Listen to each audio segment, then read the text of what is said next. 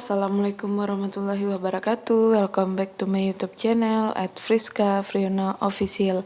Halo adik-adik semuanya. Pada kesempatan kali ini kakak mau ngebahas tentang soal UAS sejarah minat kelas 12 untuk IPS. Nah, semoga video ini bermanfaat. Oh ya, sebelum kakak masuk kepada pembahasan soal sejarah minatnya, untuk kalian yang pejuang UTBK ataupun SNMPTN, kakak punya nih video pembahasan soal-soal UTBK part 1 sampai 13. Itu yang terbaru TPS 2020 serta bongkar nilai UTBK, hukum Unan Hukum UGM, Ilkom dan FK UGM, oceanografi, dan juga ada Humas UN Veteran Jogja. Selain itu juga ada tips dan nilai soal-soal TKA lainnya. Semoga channel YouTube ini bermanfaat. Kalau kalian bersedia membantu, kakak minta tolong untuk like, komen, dan subscribe serta share video ini kepada teman kalian, atau maksud kakak channel YouTube-nya, agar channel YouTube ini dapat terus berkembang dan memberikan informasi update soal terupdate dan juga bongkar nilai UTBK atau SNMPTN terupdate.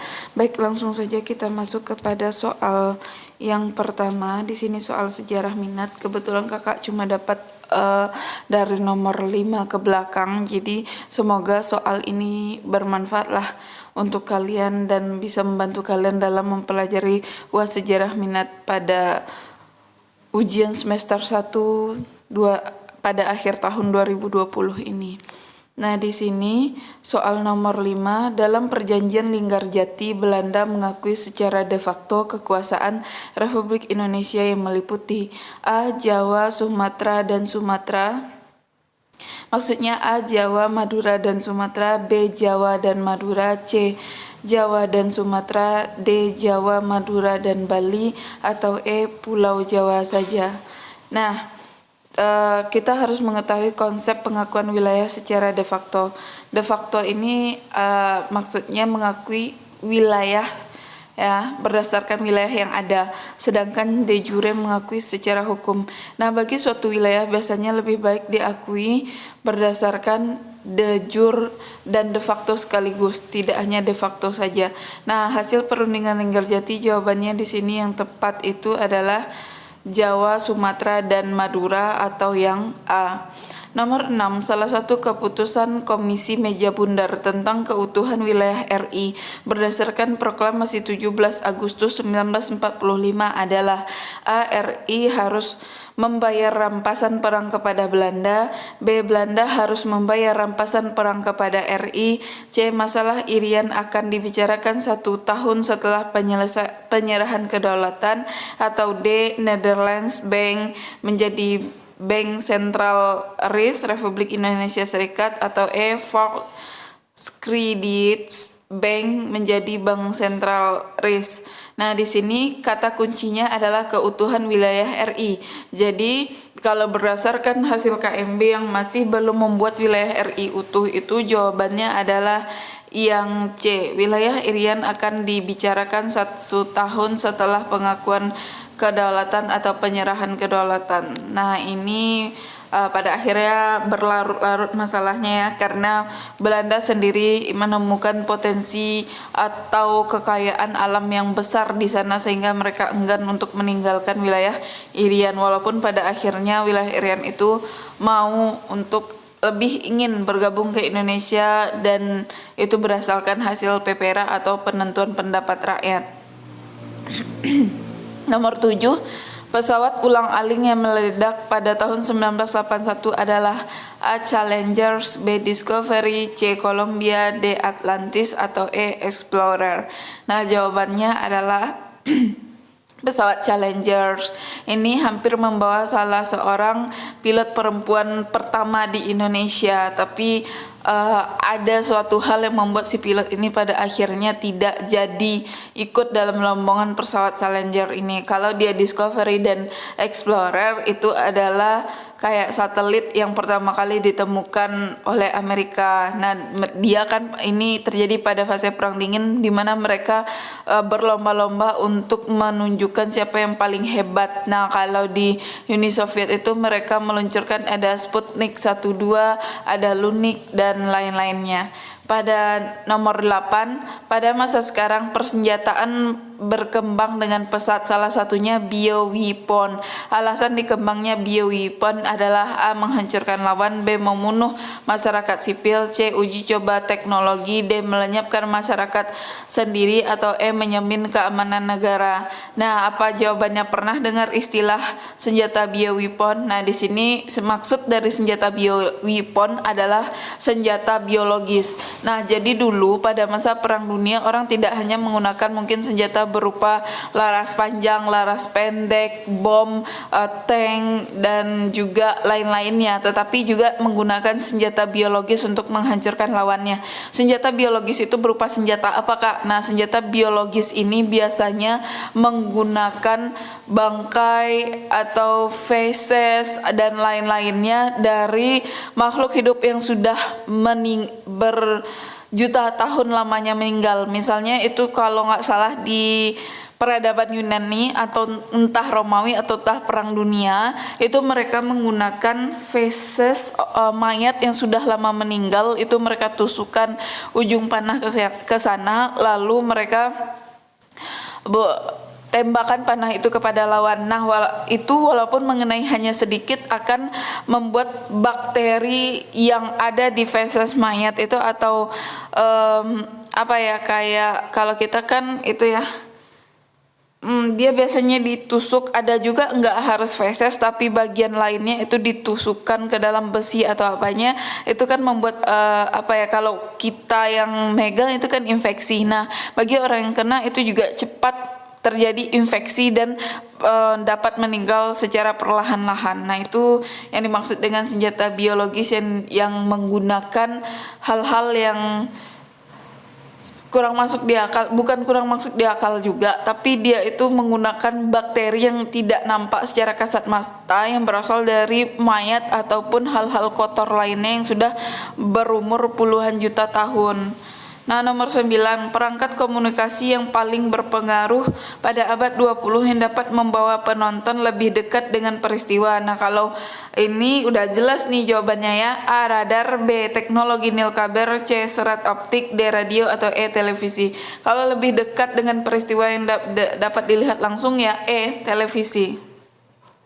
Nomor 10, pembuatan bengkel pesawat bekas gudang kapuk di Magetan dekat Madiun adalah ide dari A. B.J. Habibie, B. Wright bersaudara, C. Halim Perdana Kusuma dan Atang Sanjaya, C. Wiwiko Suepono dan Nurtanio Pringgodisurio, atau E. Adi Sumarmo dan Adi Sucipto. Jawabannya itu B.J. Habibie. Kalian tahu dia adalah penggerak dunia penerbangan dan juga pencipta pesawat pertama untuk Indonesia.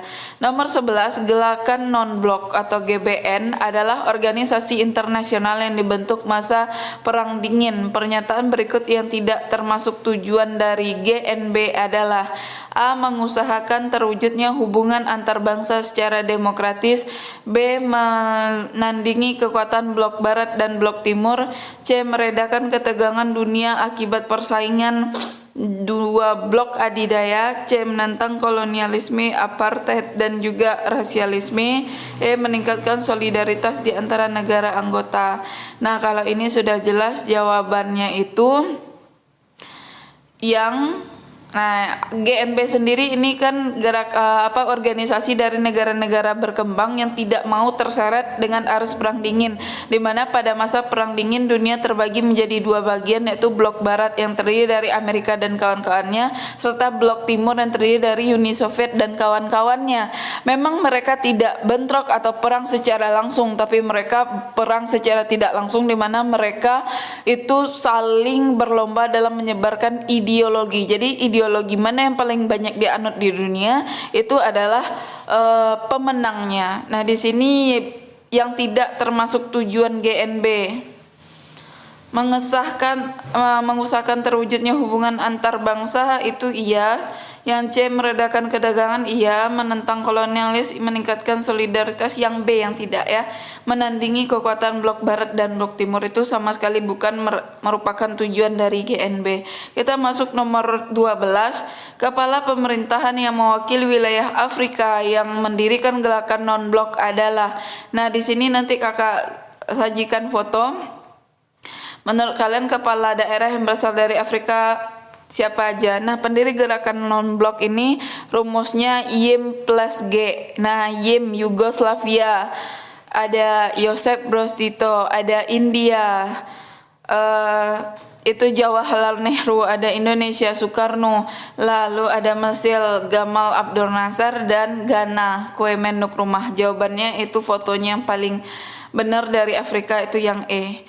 Nomor 13, peranan Indonesia dalam gerakan non-blok menitik beratkan dalam upaya A. meningkatkan taraf ekonomi, B. menegakkan hukum dan HAM, C. mengatasi masalah sosial, D. mewujudkan perdamaian dunia, atau E. mengatasi masalah pengungsi. Jawabannya itu yang D. mewujudkan perdamaian dunia. Nomor 14 di sini soalnya itu di sini sebenarnya tentang negara-negara pendiri ASEAN, cuma di petanya angkanya tidak jelas, jadi nomor 14 itu kakak skip. Langsung saja kita masuk nomor 15. Menlu Indonesia yang menandatangani perundingan Bangkok tanggal 8 Agustus 1967 ini adalah deklarasi Bangkok yang mendahului pendirian organisasi ASEAN. Nah, nanti disajikan foto yang mana yang menurut kalian adalah sosok Adam Malik. Jawabannya adalah yang A. Baik, kita lanjutkan nomor. Di sini nomornya agak kurang jelas ya. Di sini kalau nanti kakak menyajikan fotonya agak buram, berarti mungkin kalian bisa lebih fokus kepada suara kakak aja, dan semoga soal ini keluar pada ujian sejarah minat yang akan berlangsung pada hari Sabtu. Ya guys. Nah, di sini kakak memilih saja beberapa soal yang lumayan jelas karena memang dari sumber yang kakak dapatkan soalnya sudah buram. Di sini, nah ini tentang kawasan utara selatan. Di sini kakak berusaha dulu ya untuk membaca karena benar-benar buram. Kawasan utara dan selatan sebenarnya lebih bermakna ekonomis daripada geografis. Potensi ekonomis dari negara-negara selatan adalah A. kaya akan sumber daya alam, B. politik dan ekonomi yang kuat, C. kualitas sumber daya manusia yang kreatif, D. peningkatan atau penguasaan teknologi yang tinggi, atau E. modal keuangan yang sangat kuat. Jawabannya kalau utara itu identik dengan negara-negara industri, berarti yang selatan ini adalah kawasan yang kaya akan SDA atau negara-negara berkembang. Jadi jawabannya yang A. Nomor 22, salah sebutan untuk negara-negara utara mengacu pada negara-negara yang, nah tadi sudah kakak sebutkan sebenarnya. A. maju, B. berkembang, C. dunia ketiga, D. kawasan Amerika Latin, atau E. kawasan benua Amerika dan Eropa. Ini adalah sebutan untuk negara-negara maju. Nah, nomor 23, wilayah yang selalu menjadi sengketa dalam konflik Palestina dan Israel adalah A. jalur Gaza dan Gurun Sinai, B. Suriah dan Yordania, C. tepi barat dan jalur Gaza, D. Gurun Sinai dan Selat Tiran, atau E. Galilea dan Alexandria. Jawabannya adalah tepi barat dan jalur Gaza. Di sini salah satu faktor penyebab konflik Palestina dan Israel adalah deklarasi Balfour yang berisi A. Arthur James Balfour ingin mendirikan negara di Palestina, B. Inggris ingin menetapkan pengaruh ke Palestina, C. dukungan Inggris terhadap Zionis untuk mendirikan negara Yahudi di Palestina, D. Inggris menjalin hubungan baik dengan Palestina, atau yang E. dukungan Inggris kepada Palestina untuk merdeka. Nah, faktor penyebab konflik Palestina dan Israel adalah, nah ini jawabannya yang C. Dukungan Inggris terhadap Zionis untuk mendirikan negara bagi Yahudi di Palestina, karena yang membuka jalan mendirikan negara Israel sendiri di Palestina itu adalah Inggris, yang waktu itu dia sebelumnya meminta bantuan kepada Yahudi untuk memenangkan suatu perang dengan syarat Inggris mau mewujudkan atau mengabulkan permintaan Yahudi untuk mempunyai negara sendiri. Dan seperti kita tahu, kaum Yahudi sendiri kan terusir dari wilayah Arab, jadi mereka sangat berambisi untuk kembali lagi ke Arab, yaitu di dekat Palestina, atau intinya mereka ingin kawasan Arab, kembali lagi ke wilayah suci mereka, yaitu ada Yerusalem dan ada beberapa kota suci yang berdekatan antara Israel dengan Palestina. Nah, di sini hingga sekarang konflik Palestina dan Israel belum menemukan titik temu. Konflik antara Palestina dan Israel terjadi karena A. Perlawanan bangsa Israel terhadap dominasi Arab, B. Perbedaan agama etnis kedua negara, C. Perebutan wilayah Gaza, tepi barat dan Yerusalem Timur, D. Perjuangan rakyat Palestina untuk mempertahankan kekuasaan, atau E. Persaingan memperebutkan wilayah sekitar. Nah, hingga kini kalau soalnya konflik Israel-Palestina belum titik temu karena antara Palestina dan Israel terjadi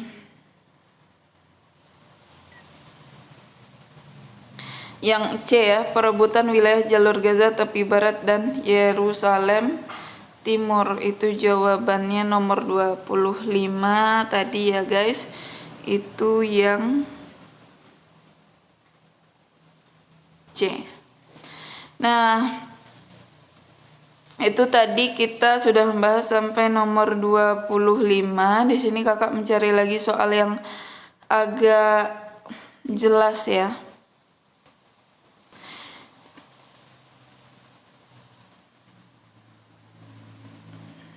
Nah, di sini dari data di atas negara yang bergabung nomor 27 ya, karena nomor 26 juga buram setelah Perang Dingin adalah A. Republik Ceko, 1. Republik Ceko, 2. Polandia, 3. Hungaria, 4. Rusia, 5. Bulgaria atau 6. Estonia. A. 1, 3, 4, dan 5, B. 1, 2, 5, dan 6, C. 1, 4, 5, dan 6, D 2, 3, 4, dan 5, atau E 3, 4, 5, dan 6. Nah, di sini jawabannya adalah yang nomor 7 ini menurut kalian apa? Nomor 27 itu jawabannya yang tepat itu yang B. Apa itu B?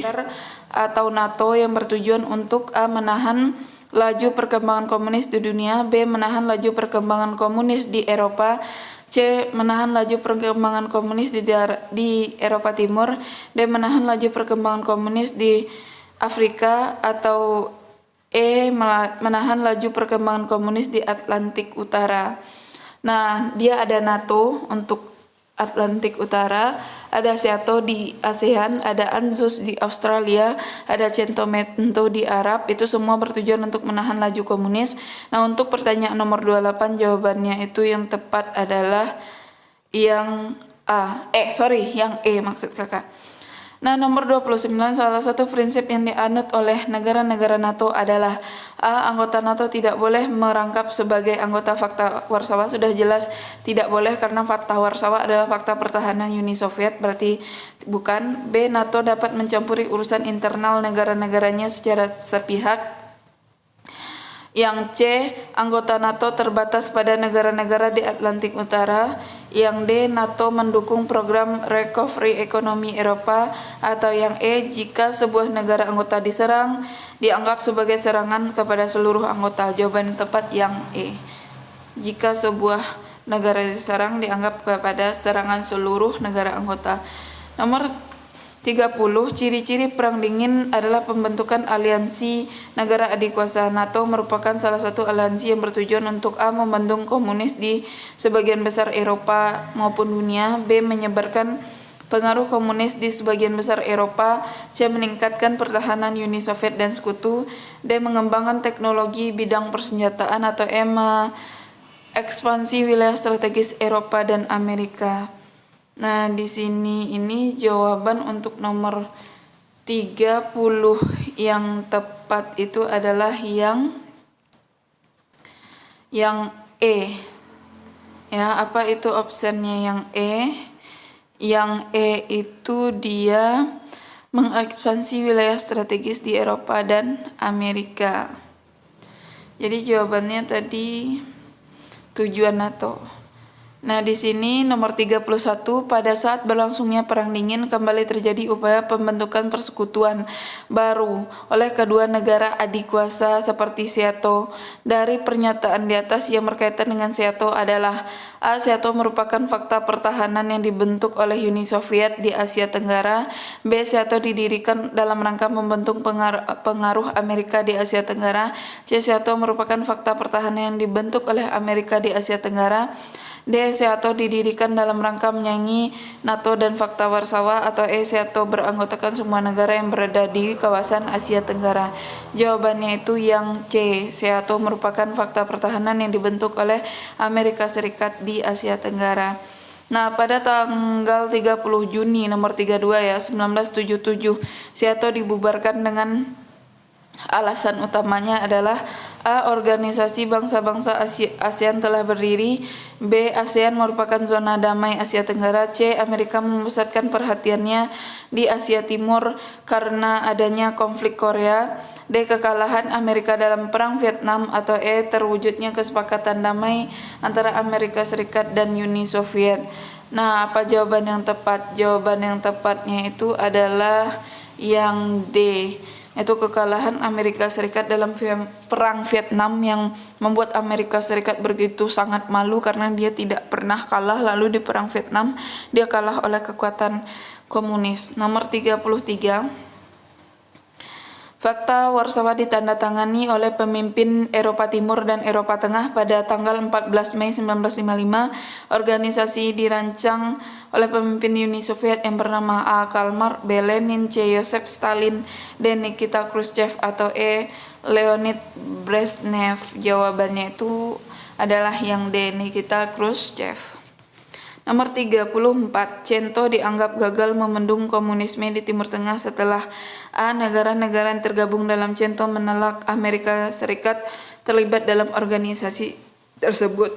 B. Membiarkan Amerika Serikat dan Inggris menempatkan intelijen di sejumlah negara Timur Tengah. C. Melakukan pembiaran terhadap hubungan militer yang terjalin antara Uni Soviet dan Mesir. Yang D. Gagal mendirikan pangkalan militer di negara-negara anggota. Atau E. Menahan Irak keluar dari CENTO. Nah, nomor 34 itu jawaban yang tepat adalah yang B. Membiarkan Amerika dan Inggris menempatkan intelijennya di sejumlah negara Timur Tengah.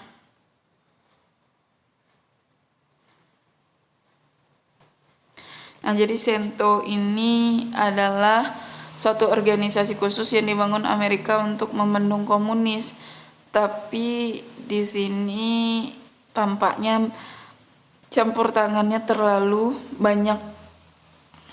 Kalau yang A itu kan tergabung menolak Amerika Serikat, berarti nggak bisa menolak karena memang Amerika Serikat yang buat. Yang C, hubungan militer yang terjalin antara, kalau ada CENTO berarti hubungan tidak akan terjadi karena yang menjalin hubungan itu bukan Mesir tapi Irak, Iran, itu pun secara sembunyi-sembunyi. Nah, nomor 35, pembentukan fakta pertahanan militer ANZUS untuk membendung komunisme di Pasifik dilaksanakan di kota A. San Francisco, B. Washington DC, C. Hawaii itu Amerika Serikat ya, D. Wellington, atau E. Canberra. Ini ANZUS ini wilayah Australia, New Zealand, dan Amerika. Nah, ini terjadi di kota Canberra atau yang E. Oke adik-adik, sekian dulu pembahasan soal sejarah minat part pertama kita. Kalau ada salah-salah kata dan penjelasan Kak, mohon maaf. Niatnya memudahkan kalian dalam latihan soal UAS sejarah minat kelas 12. Semoga video ini bermanfaat. Sekali lagi jangan lupa untuk bantu like, komen, dan subscribe agar video ini dapat terus berkembang dan membantu adik-adik kalian maupun generasi-generasi selanjutnya. Sekali lagi jangan lupa bunyikan lonceng notifikasinya. Kita ketemu lagi dalam video pembahasan sejarah peminatan part kedua. See you the next video. Kakak sudahi dengan Assalamualaikum warahmatullahi wabarakatuh.